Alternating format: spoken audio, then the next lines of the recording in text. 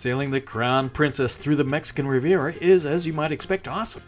Come along as we show you a budget-conscious Puerto Vallarta self-guided shore excursion. The charming oceanside Malecon Promenade and the romantic district are convenient to the cruise ship terminal.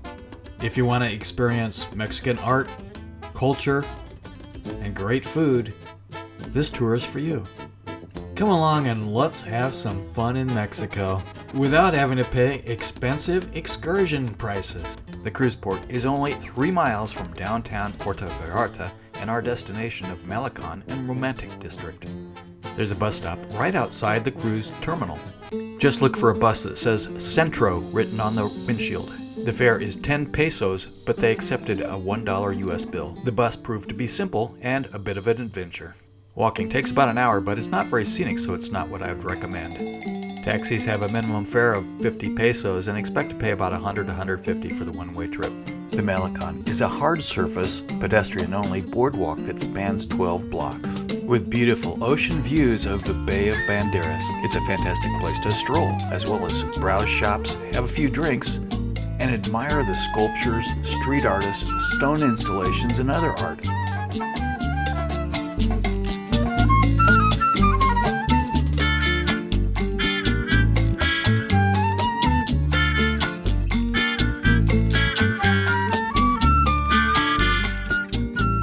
The Malecon is a favorite destination for Puerto Vallarta tours, as well as the hop-on, hop-off bus.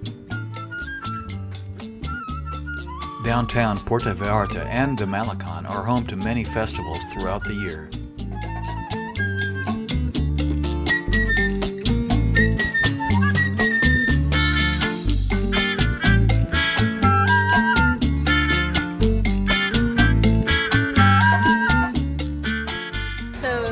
Modari Festival is brought to Puerto Vallarta by the Santa Barbara Puerto Vallarta Sister City Committee. There are some invited artists come from Santa Barbara. It's a sign of solidarity, and then it's a competition for the Mexican artists, and then the winning artist from Mexico is invited to come to Santa Barbara for our festival, which is in Memorial Day weekend.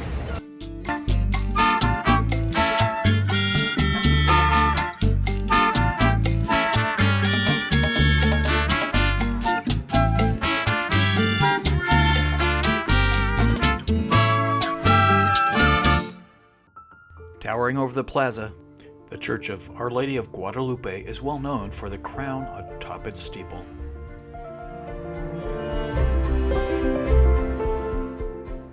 It's a heartwarming experience, and it's fun to admire the construction that took nearly 100 years to complete.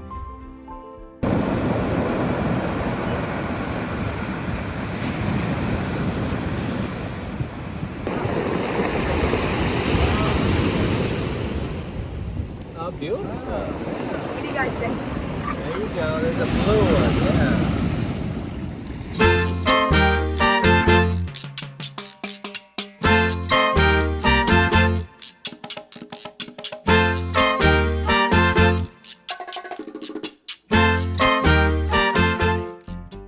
This little river island has a flea market in a shaded garden.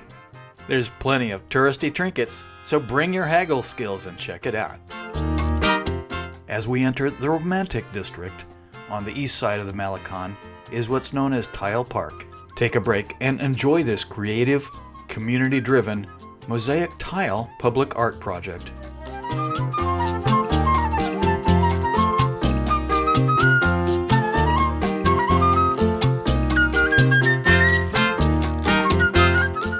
At the south end of the Malecon, in the Romantic District, is the Los Moretos Pier and Beach. Besides being beautiful, it has pretty good fishing.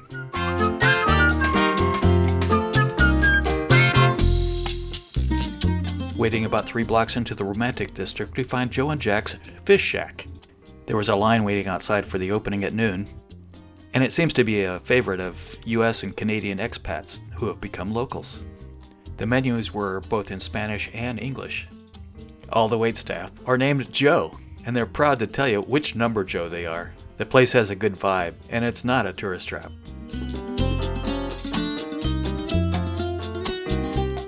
If you want some absolutely fantastic views and are willing to take a moderately challenging but quick 20-minute staircase hike from the Malecon, follow Abasolo Road to the observation tower at Mirador El Cerro de la Cruz, or in English, look out on the Cross Hill. The relatively steep 250 steps are worth it for the stunning views. It's time to head back to the ship, and so we catch the Walmart bus. Everybody calls it the Walmart bus because it stops at a Walmart, which just happens to be across the street from the cruise terminal. Most of the buses go along the coast, but there is one called the Tunnel Bus that goes further inland. It takes a little longer, but does go back to the cruise terminal. You're more likely to see locals rather than tourists on the Tunnel Bus. Mexico!